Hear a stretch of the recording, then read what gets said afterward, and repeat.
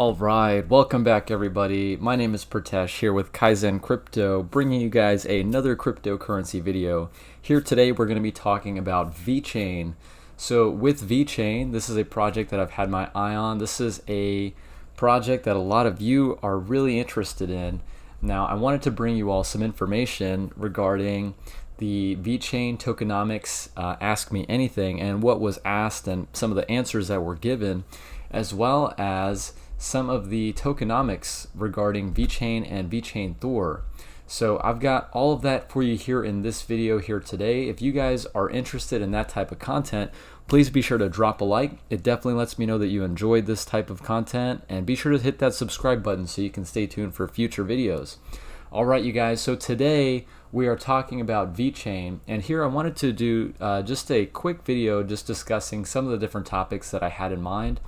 Now, to get started, so Vechain had an Ask Me Anything marathon back in so the end of June 30th, and a few of the top questions that were asked by the community were regarding their economic model. They have a two-token system like many other blockchain platforms. You have Vechain and Vechain Thor. Now, when I say a two-token system, what I essentially mean by that is, so just to put it into reference for you, so if you have an Ethereum, right, if you have an Ethereum token, you're able to transact and send value through the network. And as far as paying for fees and incentivizing different types of users, you have gas, which is used to pay for transactions throughout the network. Now, in Vechain's case, the token that acts as a form of gas to pay for transactions and incentivize different stakeholders is Vechain Thor. So VTHO is the ticker symbol for Vechain Thor.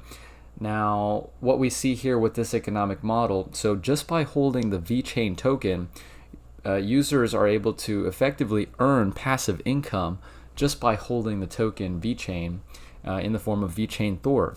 So we're going to be talking a little bit about that here in this video, but to get started, I just wanted to go over some of these key points regarding the top 10 most asked questions.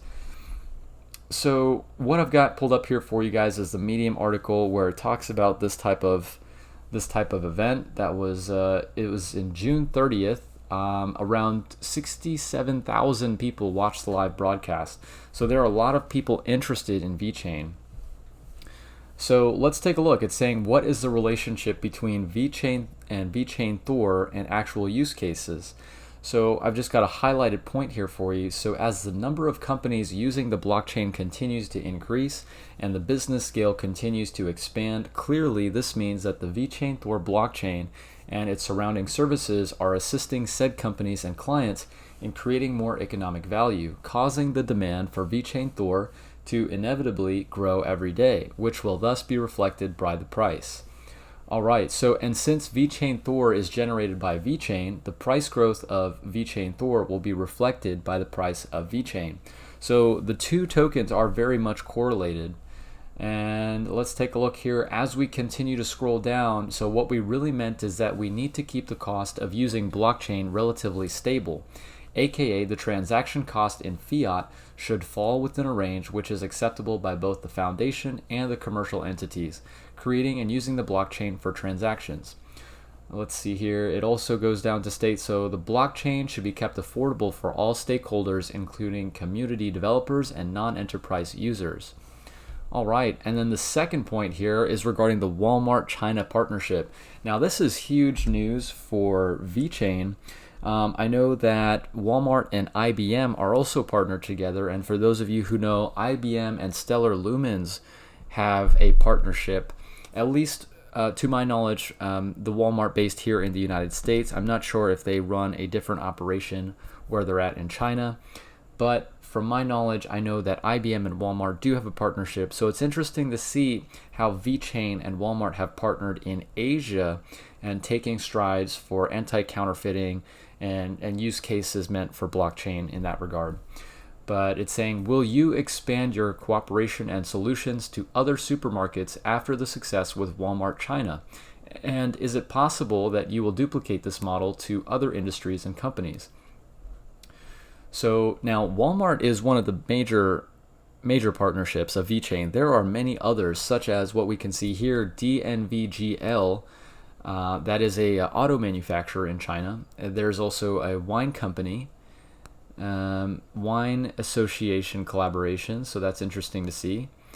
Let's see here. So the successful cooperation between Vechain and Walmart China first and foremost indicates that traditional companies are willing to use public blockchains.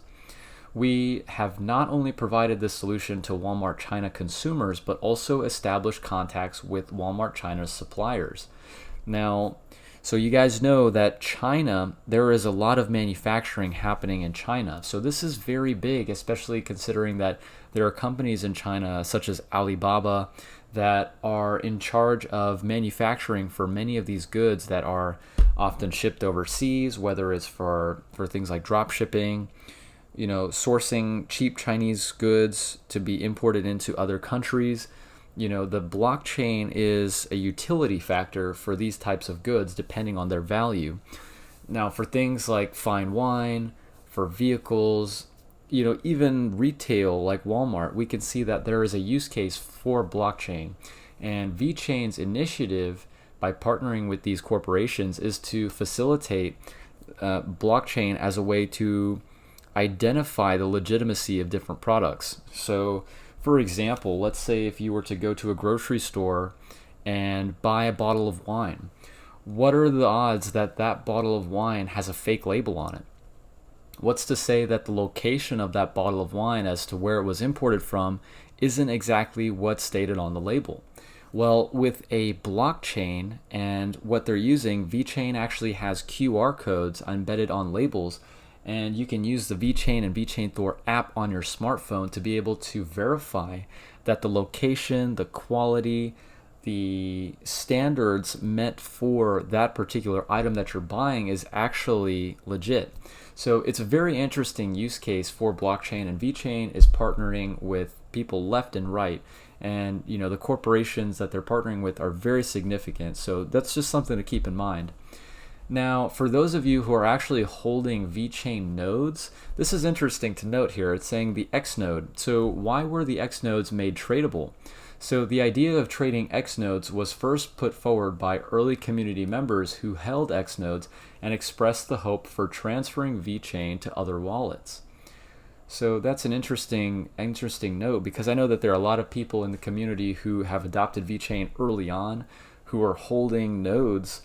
And to be able to trade that, you know, is that good or bad? I'm not entirely sure, but let me know your thoughts. Leave a comment down in the section below. So if we continue to read here, it's saying, apart from that, ever since the mainnet launch and the Xnode binding service started, we found out that some Xnode holders were trading Xnodes in private through risky OTC methods. So, you know, even if people were not able to trade their X nodes on an exchange, they were able to do so via third parties. So it's interesting to see that an X node held in Vechain actually is a form of, you know, something that people are willing to trade. So the node status for Vechain is valuable. I mean, I think that that is going to continue to grow as there is more adoption, as we see the Vechain use case being implemented.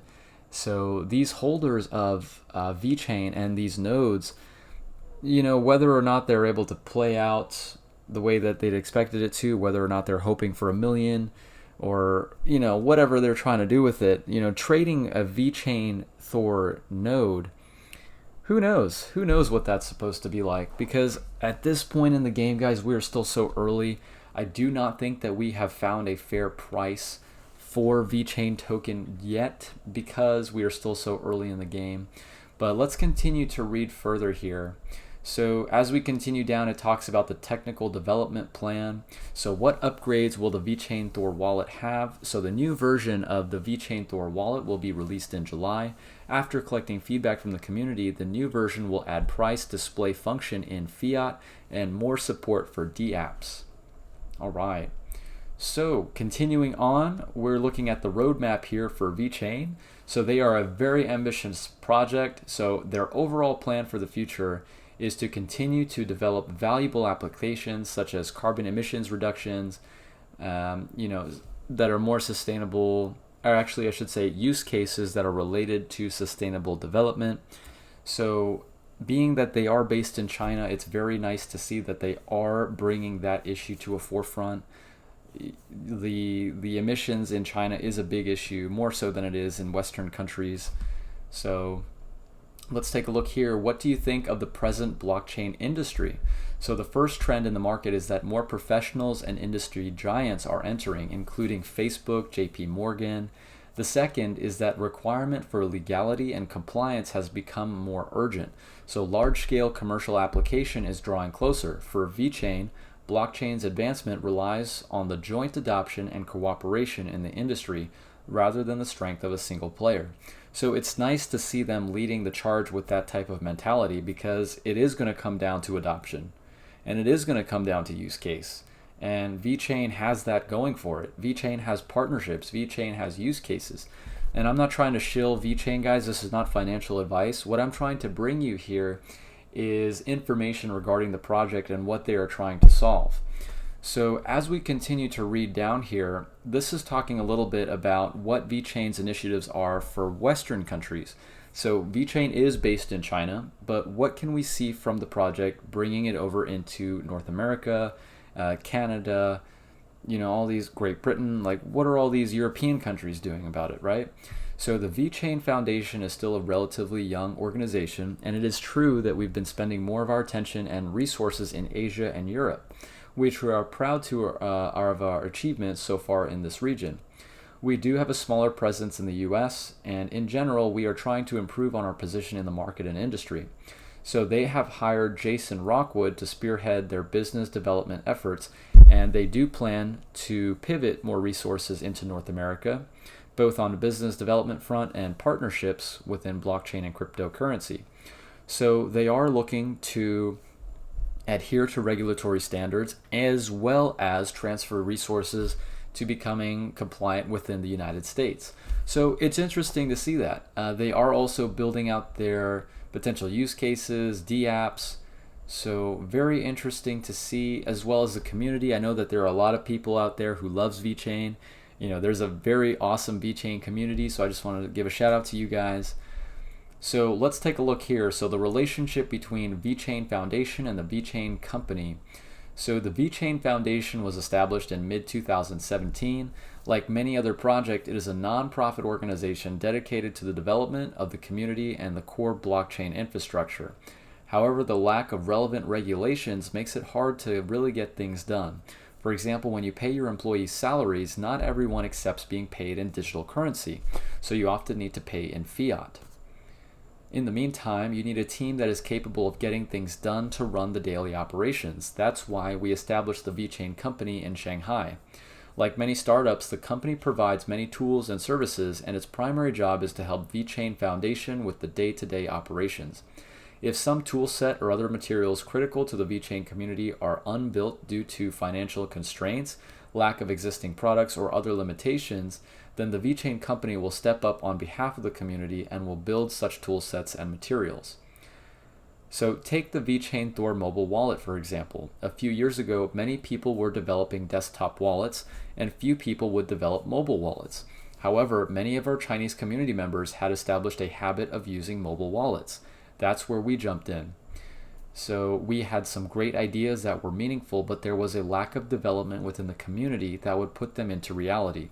So the Vechain Company got the job done to enable more people to develop more valuable applications on the mainnet of the Vechain Thor blockchain.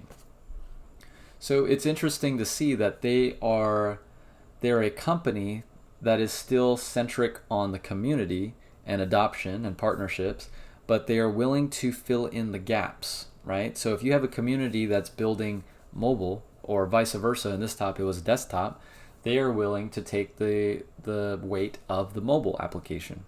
So it's interesting to see how they can kind of piggyback off of the community and see how the direction of the project is going and facilitate whatever work needs to be done to help adoption and improve partnerships and facilitate the growth of the community. So very interesting to see that. And guys, I think that that's pretty much the value that I found from this article here. The next part that I wanted to discuss with you guys relates to the economic model of the Vechain and Vechain Thor blockchain. So what this is, it's an article. It's kind of technical. I'm going to spare you guys a lot of the numbers and the technicalities of it, but what we're looking at here is that it compares Vechain first off to a publicly traded company, something like Google, Facebook, Apple, a lot of these established reputable companies who, if you own shares, might often pay some type of reward or dividend, and it compares Vechain Thor to that type of incentive. So if you think about holding Vechain as the same as holding a share of a company, Vechain Thor can be related to that of a share, dividend, or some type of yield or return. So what it's saying here is that it's very rare for early stage startups at a similar stage to Vechain to have any earnings, let alone pay dividends. So as a guide to the dividends of mature technology companies, Google and Facebook don't actually have a dividend for holding the shares of the company. Apple and Microsoft pay 2% and 3% respectively. So a company dividend isn't the full story as they have retained earnings, but it does help provide some context. So what it discusses here further on in the article is just some of the profit earning potential of the Vechain blockchain.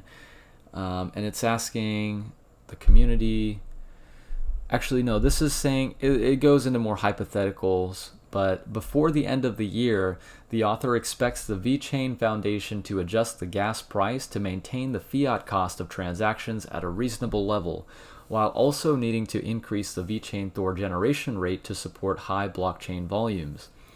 So this is the last little bit here. The author has left his opinion. I'm going to leave this article for you guys to reference in the description below. If you guys would like to check it out, just click on the link down in the description. But in his opinion, he sees no reason that Vechain earnings should not be treated any differently to traditional company earnings. The potential uses and market size of the Vechain platform is measured in many billions of dollars of earnings. The potential for growth combined with the current execution and partners already on board should command a traditional startup-like PE ratio as a minimum. So assuming a PE ratio of 150 and earnings of 40 million by the end of 2019, that would be a market capitalization of $6 billion, or about 12 times the current Vechain price. So assuming the growth continues, by the end of 2020, earnings could be closer to 200 million per year, which would put the market capitalization at 30 billion, or about 60 times the current Vechain price. So the above is an ideal case, optimistic scenario, but gives an indication of potential future value. There are obviously many potential downsides, including the possibility that the current trials don't work as expected and end up being shut down, or the Vechain blockchain is not able to successfully manage the growth and speculation in Vechain Thor to maintain stable fiat transaction prices for end users. So either way, it's going to be a very interesting 18 months for Vechain. So interesting points there made by the author. I'm going to leave this link for you guys so you can check it out. And it's kind of cool to see he breaks down the token economics as well as being paid in Vechain Thor for holding Vechain. This kind of gives you an overview of what you can expect if you are a holder. So anyway guys, that is going to be it for this video. I hope you all found some value, and if you guys would like to stay tuned for future content for projects like Vechain, be sure to smash that subscribe button. Leave a comment for me. Let me know what projects you'd like to have covered in future videos. And until next time, take care you guys.